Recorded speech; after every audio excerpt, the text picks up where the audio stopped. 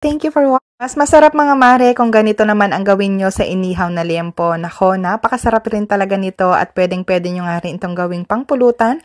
Pwede rin naman itong ipang-ulam. Madali lang din itong gawin, kaya tara at simulan na natin to. So, ang una ko ang ginawa dito ay inihaw ko nga muna itong liempo. Ito nga pala ay naboil ko na kanina. Naglagay ako dito ng salt and pepper, pamintang buo, bawang at laurel. Naglagay na rin ako dito ng konting seasoning para mas malasa at nung lumambot na yan ay inihaw ko na nga rin ito agad. So, dito iniihaw ko na nga itong liempo mga mare. As you can see, medyo may apoy-apoy yan dahil mas masarap talaga ang liempo kapag inihaw yan sa apoy. Tulad na lang din sa insarabasab, mas mabango, mas masarap. Pero syempre, alalay pa rin tayo mga mare para hindi naman agad masunog itong karne natin. So after ko nga ito maihaw mga mare ay ayan na nga, hahanguin ko na nga rin ito isa-isa.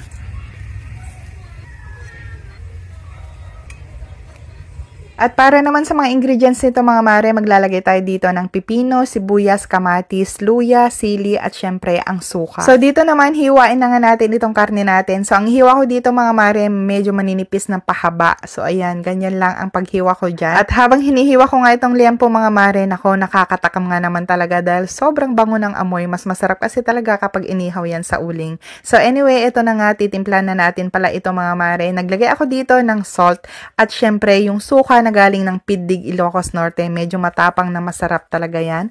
Syempre, maglagay rin tayo dito ng luya, sibuyas, kamatis, at isusunod na rin natin dito ang pipino. Mag-add na rin ako dito ng ground black pepper at kung gusto nyo ng mas malasa, pwede pa kayo mag-add dito ng liquid seasoning pero optional lang yan. And syempre, to make this recipe perfect, lalagyan natin ito ng pampaanghang. Syempre, ang siling labuyo at siling green. Nako, napakasarap na talaga nito. Amoy pa lang talaga nito ay nako, nakakatakam na, napakasarap kasi naman talaga ng ganitong klaseng luto sa liempo. Anyway mga mare, kung wala pala kayong suka na galing ng Ilocos Norte, pwede rin kayong gumamit ng apple cider vinegar or calamansi juice. Pwede rin ang white vinegar. So anyway, ito na nga mga mare ang ating napakasarap na liempo salad. Pwede nyo rin itong gawin lalo na kapag may occasion kayo. Masarap kasi ito ipang pulutan. So